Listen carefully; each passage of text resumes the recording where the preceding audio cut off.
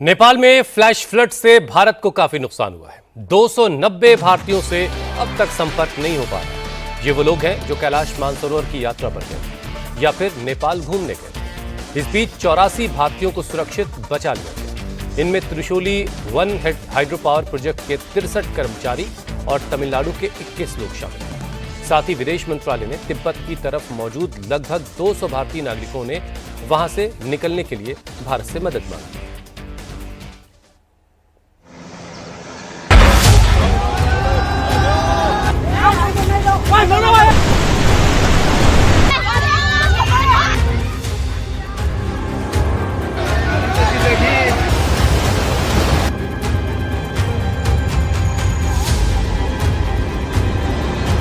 नेपाल में आई इस विनाशकारी आपदा में भारत को भी भारी नुकसान हुआ है। भारत के 290 लोगों से अभी तक संपर्क नहीं हो पाया है। इस बीच 84 भारतीय नागरिकों को बचाया गया है, जिनमें Trishuli run of river hydro electric project में काम करने वाले 63 कर्मचारी और तमिलनाडु के 21 लोग शामिल हैं। साथ ही विदेश मंत्रालय ने तिब्बत की तरफ मौजूद लगभग 200 भारतीय नागरिकों के वहां से निकालने के लिए मदद मांगी है। सबसे पहला कि जो भारतीय नागरिक हैं वहाँ पर जो इस त्रासदी में जो अभी तक जिसको पाया नहीं जा रहा है, जिससे कांटेक्ट नहीं कर पाया जा रहा है हम लोग, वो 288 का एक फिगर है। इसमें 73 भारतीय नागरिक हैं जो कि त्रिशूली पावर प्रोजेक्ट में काम कर रहे हैं और हमारा एम्बेसी जो वहाँ का प्रोजेक्ट का हेड है उनसे टच में है। दूसरा ग्रुप है एक 37 लोगों का और 39 लोगों का जो तमिलनाडु से हैं। ये सम्राट ट्रैवल के जरिए कैलाश मानसरोवर यात्रा पे गए थे। तीसरा ग्रुप जो है 32 लोगों का है वेस्ट बंगाल से, पश्चिम बंगाल से, जो कि सम्राट ट्रैवल के जरिए कैलाश मानसरोवर यात्रा पे गए। चौथा ग्रुप जो है वो 61 लोगों का है जो विभिन्न राज्यों से गए हैं और ये रिचा ट्रैवल टूर्स के माध्यम से वहाँ गए। और पांचवा जो ग्रुप है जिसके बारे में मैं जिक्र कर रहा था पहले, वो 33 भारतीय नागरिकों का है जो केरल से है। तो ये 5 समूह, मोटा मोटा समूह ये है जो कि 288 का जो मैंने आंकड़ा दिया उसमें बैठते हैं। इसके अलावा चीनी, जो कि कैलाश मानसरोवर यात्रा के लिए चीन में जाना पड़ता है, तो वहाँ भी कई एक लोग हैं जो वहाँ पर अभी चूँकि इतना बड़ा त्रासदी हुआ है, डिजास्टर हुआ है, तो लोग वहाँ पर फंसे हुए हैं। करीबन 200 का आंकड़ा है। हमारी एम्बेसी वहाँ के सरकार से, स्थानीय इकाइयों से बातचीत कर रही है कि किस प्रकार से उसको वहाँ से निकाला जाए। नेपाल में आई इस विनाशकारी आपदा में फंसे भारतीयों को मदद के लिए विदेश मंत्रालय ने दिल्ली में एक कंट्रोल रूम बनाया है। नेपाल में बाढ़ की वजह से कई इलाकों में हालात खराब हैं। महाराष्ट्र के कुछ पर्यटक भी वहाँ फंस गए हैं। महाराष्ट्र के मुख्यमंत्री देवेंद्र फडणवीस ने गुरुवार को इन पर्यटकों से वीडियो कॉल के जरिए बातचीत की। उन्होंने पर्यटकों का हाल जाना।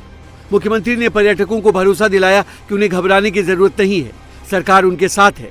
पर्यटकों से सुरक्षित रहने और धैर्य बनाए रखने के लिए कहा। किती लोक आहेत आपण तिकडे? 4 लोक आहेत साहेब. बरं बरं बरं. आणि आपल्या महाराष्ट्रातले किती लोक आहेत आपले? सर्व महाराष्ट्रातले 115 लोक आहेत. 115 लोक सगळे आपल्या महाराष्ट्रातले आहेत. तुमचे काय आता? काही सगळे इकडले. बरं बरं. सगळे नागपूरचे आहेत. बरं बरं बरं. ठीक है, त्यांना तात्काळ संपर्क साधतो आम्ही। और यहाँ पे थोड़ा फंसे हैं, आपका मदद चाहिए सर। पूरी मदद करेंगे, आप चिंता मत करो। आप चिंता मत करिए, सबको मैं वापिस लाता हूँ, बराबर लाता हूँ। व्यवस्था हम पूरी कर रहे हैं, आप चिंता मत करिए। नेपाल बाढ़ में महाराष्ट्र के कम से कम 115 पर्यटकों के वहां फंसे होने की आशंका जताई जा रही है। इनमें से 61 पर्यटक रिचा ट्रेवल्स प्राइवेट लिमिटेड नाम की ट्रैवल एजेंसी के जरिए यात्रा पर गए थे। वहीं बाकी लोग व्यक्तिगत रूप से नेपाल पहुंचे थे। 53 पर्यटकों के सागा मानसरोवर क्षेत्र में सुरक्षित होने की पुष्टि हो चुकी है। कैलाश मानसरोवर यात्रा के लिए नेपाल गए कई श्रद्धालुओं समेत 130 से ज्यादा भारतीय वहां अचानक आई बाढ़ में भारी तबाही मचने के बाद से लापता हैं। ईशा फाउंडेशन के 77 सदस्य लापता हैं, जो इमिग्रेशन सेंटर पर मौजूद थे। इसके संस्थापक सदगुरु जग्गी वासुदेव ने कहा कि इमिग्रेशन दफ्तर में मौजूद लोगों में से किसी के बारे में कोई जानकारी नहीं मिली है। नेपाल में पश्चिम बंगाल के 32 तीर्थयात्री फंसे हैं। उन्हीं में से कोलकाता की रहने वाली 65 साल की सुष्मिता भट्टाचार्य भी हैं। परिवार वालों का कहना है कि बाढ़ आने के बाद से जिस टूर ऑपरेटर के जरिए वो यात्रा पर गई थी, उनसे कोई संपर्क नहीं हो पा रहा है।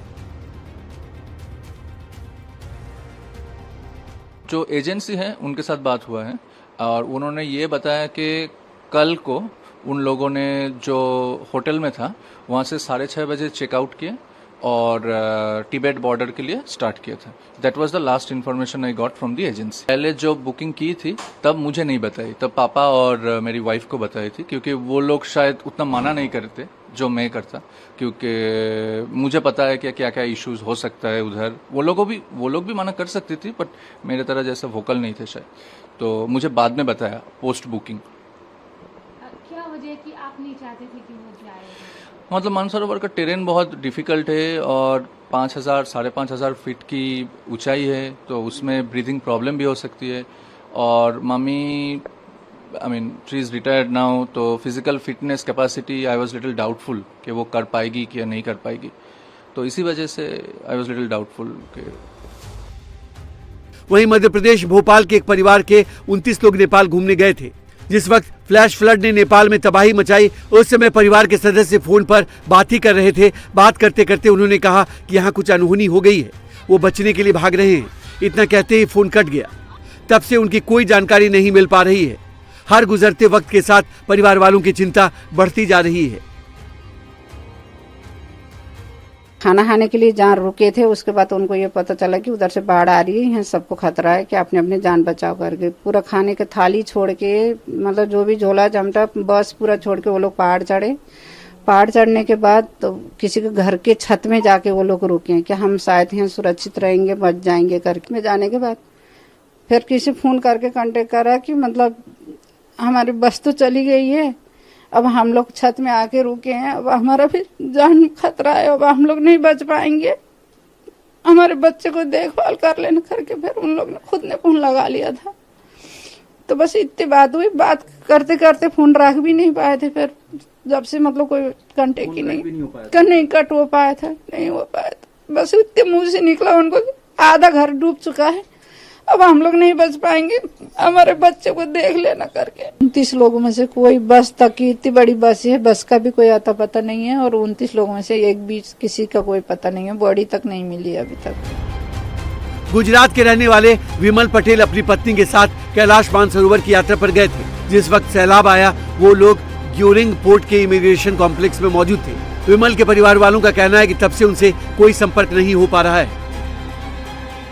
16 तारीख को नेपाल गए थे वो बिमल पटेल और जमीना बेन पटेल, दोनों नेपाल गए थे।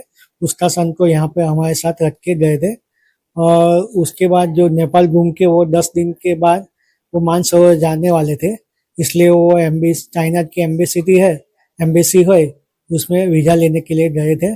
उसके बाद उसका कोई कांटेक्ट नहीं हुआ था। वो जो एजेंट यहाँ के लोकल है उसने हमें संपर्क किया था। उसने बोला कि यहाँ तुम्हारे भाई और भाभी का कोई संपर्क नहीं हो रहा है, तुम भी तय करना, हम तय कर रहे हैं। नेपाल में लापता भारतीयों का पता लगाने के लिए काठमांडू स्थित भारतीय दूतावास और तमिलनाडु, केरलम, राजस्थान, उत्तर प्रदेश समेत कई राज्यों ने हेल्पलाइन शुरू की है। भारत सरकार लगातार नेपाल और तिब्बत में अधिकारियों के संपर्क में है। जो भी भारतीय जहां हैं, उनकी लोकेशन को ट्रेस किया जा रहा है।